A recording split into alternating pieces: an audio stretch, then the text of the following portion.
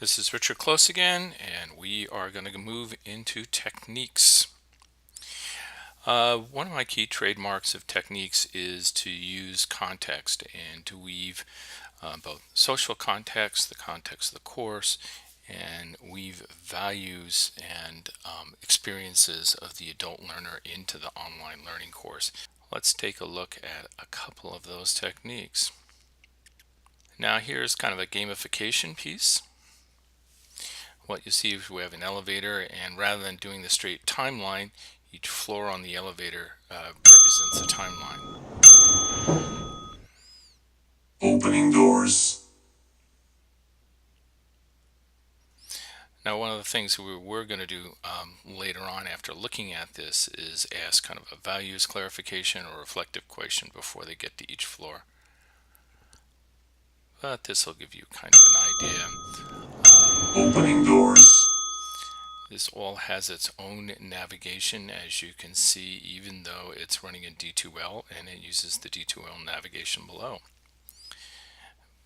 But in each case, we're using color and graphics and overlapping for memory retention for that period of time.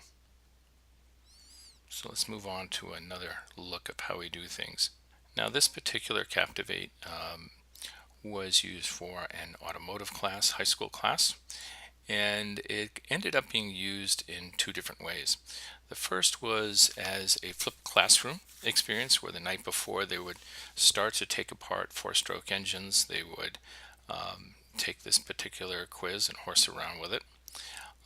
The other thing that happened is when we did this, the students asked we put it up on the whiteboard, and we divided the class into three teams, and we timed which team could do these the fastest.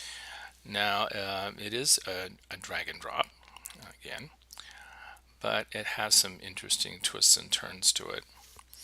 So let's see if I can get this right.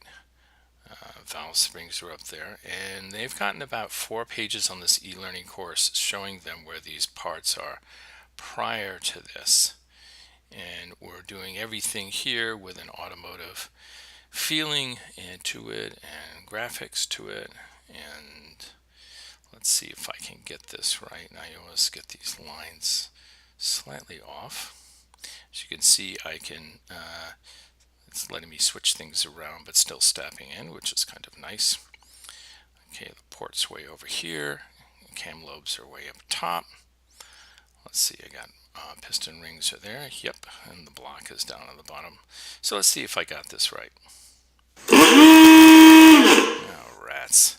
When they do get this right, they hear a dragster taking off, and the first time the class got hit with this, it was filled with lots of laughter, and that was a motivating thing to put it up on the whiteboard and do it for speed. Okay, let's talk about the topic of making them work for it. Sometimes it's good to just put on an exercise that has not really a right or wrong, but tests or makes the student reflect based on their own values or perceptions on life. Here they've had modules that talked about what empirical scientific method is and what fad and the impact of fad-based media and psychology does. Give them a typical Venn diagram. So let's take a look and see how this might work. Well, let's say Mayo Clinic. Journal stuff is pretty much empirical. It's watched by other people, and this is how we were trained early in the course. And of course, Strong Magazine and National Enquirer are fad-based stuff. And well, CDC is very much research, but FDA, I don't know. Like, so the pharmaceutical companies run it. Maybe sometimes it is, sometimes it isn't. I'll throw it here in between. Oh, 60 Minutes. Well, I might have had a liberal upbringing or conservative. I'll put it in the middle. Sometimes it's research, sometimes it's kind of faddish. And so when they hit the finish prompt, of course, they get a piece that says, reflect on your value and your politics and your religion and who you hang out, and that will cloud your judgment. And of course, that's the real lesson that we want to do. Now, what they do here is they copy the Venn diagram and they post it up in the discussion board. They have to comment at least on 2 others diagrams on whether they've thrown things, put things on one side or the other. Sometimes e-learning courses will run parallel to textbooks. And here a textbook has a very dry table on it that shows different things, servers, laptops at certain price points, that deals with computer engineering. Now, again, it's a very dry, simple thing. So let's put some fun into it, but let's weave the course into career choices. It's very important as students have an idea when they're learning that there's some purpose to this learning that goes into the future. So in doing that, we've told them that they're entering into an engineering department for the first time and learning the ropes, and this is how it goes.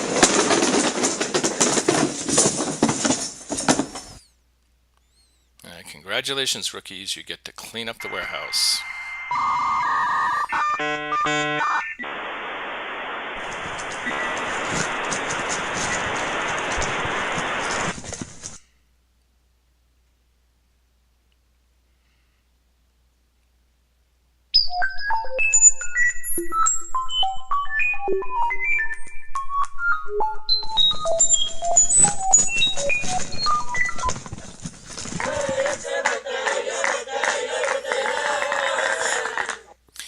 So, of course, this is kind of fun and crazy, a little Nickelodeon type thing in the end.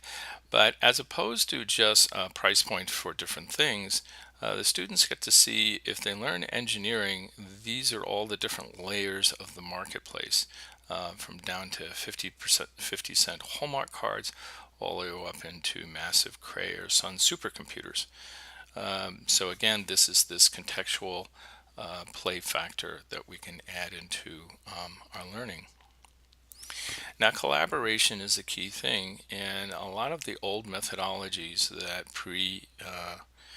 pre-exist the advent of Facebook, of which many of our e-learning textbooks are filled with, collaboration is what really makes this work. In Africa, we say that learning is a social experience, and later on, while I'm reading Dewey, he's basically saying the same thing. So I could use a textbook thing on binary code. And please put in your blog 3 salient points about binary code, and comment on 2 other people's, which is just regurgitating what's in the textbook. Or we have the students in this case go online, go into a binary translator, and put 2 words in it, like get milk, and then copy the binary code into the discussion board. And then when they have to comment on other people's stuff, they have to respond in terms of 2 words, but also in binary code. So they're kind of this cool matrix, using binary code back and forth, having fun with a translator, but it gives them some real hands-on fun work to do. At the same time, learn how machine languages work and get translated. And now we will go on to transformation in the next video.